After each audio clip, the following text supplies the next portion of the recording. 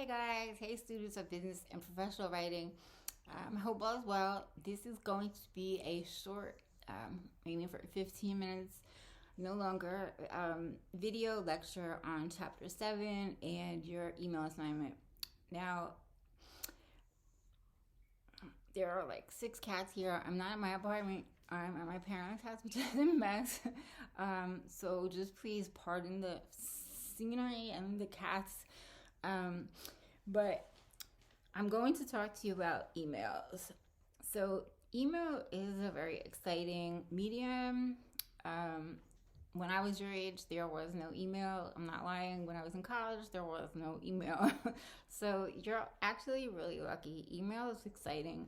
You can change your life with an email. That's because everybody in the world pretty much is available through email. And if you write your email carefully enough, they just might read yours. You don't believe me? You can read the article that's posted in the resources section of Unit 6 for today's class. It's called something like This 23-Year-Old Wrote to Mark Cuban, Sheryl Sandberg, and someone else, and they responded. So it's pretty exciting. That is actually going to be your assignment for today, to write a cold email to someone like, I don't know, I'm doing mine to Oprah, but we'll get to that later. First, I'm going to do the basics of email. So, email is so celebrated because it can communicate information very efficiently and conveniently. So you don't want to defeat that purpose by writing a long email. So probably the first rule of email is to keep it short. Your email should not be longer than a computer screen. What does that mean? It means that the person you write to should be able to read your entire email without any scrolling. Next, it is important to point out a difference between email and snail mail.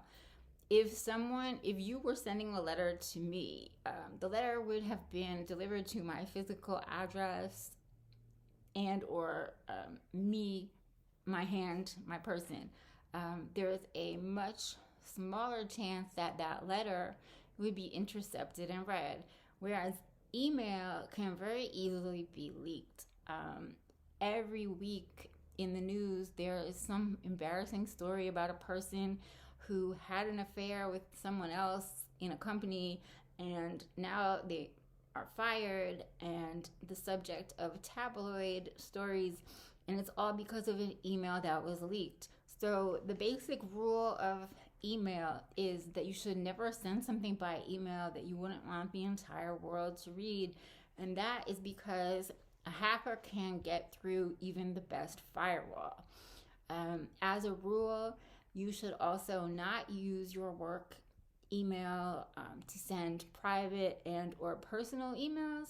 Most companies probably, I don't know where all you work, but in all likelihood, most of the jobs where we work have IT people whose sole purpose is to go through our emails and internet searches to make sure that what we're doing online is appropriate. So don't use your work email to send emails to your friends or to send personal private emails. Let's see, what else? Oh, just a short story I wanted to relate to you. In 2005, the CEO of Boeing was actually fired because he was having an affair with a coworker's wife. Now, he was not fired because he had broken any policies, but the nature of the emails to this woman he was having the affair with, they were so graphic and offensive to many people that it led to the questioning of his character. And Boeing, which is a company that sells itself in part on its high morals and ethics, to them, having a person like that on their payroll is poor reflection. So he was promptly fired. The point is, once you send an email, the entire world can read it. So if you don't want the whole world to read it, do not send by email. Some more email do's and don'ts. Do not send anything, as I said, longer than a page. If you have a long email, you should either send it through snail mail or send it as an attachment. Okay. And now we are moving on to the basic guidelines. Now, in the assignment sheet for the email that you're going to be writing, the directions say that you should follow the basic guidelines in the lecture. This is the basic guidelines, what I'm about to go over with you right now. So the first one is keep it short. As I said, most people get dozens, if not hundreds of emails every day. If you want your email to be read, keep it short. That means that the recipient can read it in one computer screen without any scrolling. Next, the subject line is everything. Subject line is the single most important factor in determining whether your email is read or deleted. So if you have to take time coming up with a good subject line, it is worth it. Bad subject lines are subject lines that are general and vague. What is an example of a vague subject line? Important. That does not say, that's very general. Each of us could send an email with that subject line. It does not say anything about the contents, really. I'll give you an example. Yesterday, my class that I was teaching was canceled. In the subject line, I did not write important or urgent. I wrote tonight's class is canceled. So it's better to write the specific important information than to just write important. Next, you want to use short paragraphs. As a rule, a paragraph in an email should never be longer than 6 to 8 lines. If your email is going to have multiple paragraphs, you should break them up with white spaces. I don't know if you've ever received a very long email. Once in a while, I'll get one. Probably we all do once in a while. When I receive them, to me, it looks like a huge wall of text, and I usually don't read them. Most people have that reaction, so keep your email short, and if you have to make it on the longer side, incorporate lots of white spaces. That makes the email more reader-friendly. Use lists wherever possible. Lists make the information much more reader-friendly than, say, paragraphs or even sentences. Next, make sure that the email contains all relevant information. There's nothing worse than sending an email to someone which leaves out an important fact and makes them have to email them with that information. So before you send an email, just make sure you've included all the facts so that it doesn't require more emailing. Always avoid emojis, abbreviations, and other cute, I don't know what to call them, and other cute little things like that. I'm guilty of using smiley faces at the end of some of my sentences. You're not supposed to do that. It is not considered professional, and it is an email don't. Keep the e-trail short.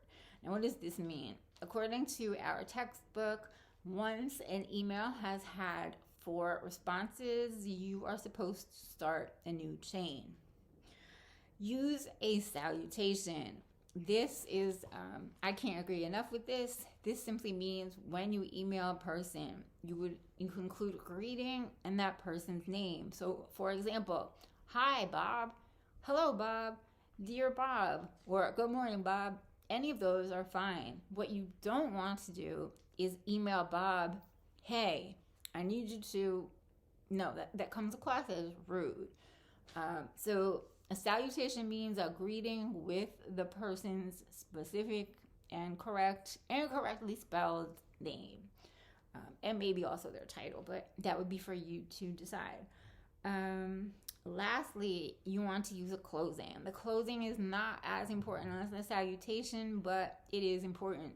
What does that mean? It just means that you want to close with more than just your name. Examples of closings: regards, cheers, best wishes, looking forward to hearing from you. All of those are acceptable. You can even create your own. Sorry, I'm just really dark. Okay, so that is it for the basic guidelines from the textbook. And at this point, I'm just going to say a few things to you about the assignment, and then this video will be over. So there is a really, I think it's exciting article posted in the resources section of Unit 6. It's called something like this: 23-year-old emailed Mark Cuban, Sheryl Sandberg, and lots of other really famous and influential people.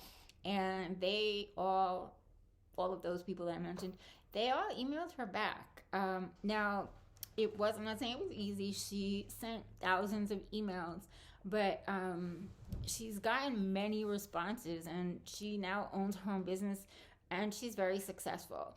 Within the article, there was also a TED Talk. It's only 11 minutes. It's also really good.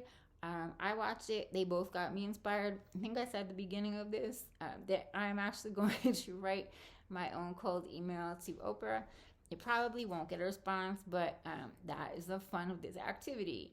So pick someone of Oprah's stature or whoever you would like to write to. What are you writing about? That's really up to you. I'm not going to tell you what I'm writing about. Maybe we can talk about that on Tuesday. But read the article that's posted in the resources section, and hopefully it'll give you some ideas. If you have any questions, you can email me.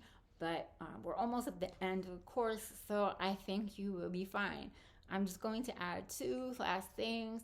The assignment sheet for this email, the cold email assignment, is posted in course information, and it is due Tuesday. There is not a rough draft and a final draft. There's just one draft, and it's due Tuesday. And again, that's because the assignment is not very complicated. If you just follow the instructions on the assignment sheet, you should do fine. And also, we're coming to the end of the class, so you should be, coming close to you should be proficient in doing your own proofreading. If you are not sure, if you're worried that you're not so adept at that, you could always go back to one of the assignments you've turned in that I did comment on. I know I over comment, and I know a lot of students get offended by that because I don't know why, different generation than when I grew up. But if you saw the way I tear up my own writing, maybe you wouldn't get offended. I don't know. I think it's better to tell you if there's a grammatical error or if something is written wrong. I would want to know. But hey, we're past that. You get to be your own editor and proofreader for this assignment, so you don't have to deal with my comments. But again, if you need to email me, go ahead. I hope everyone's doing okay. Stay inside and stay safe and have a great weekend. Bye.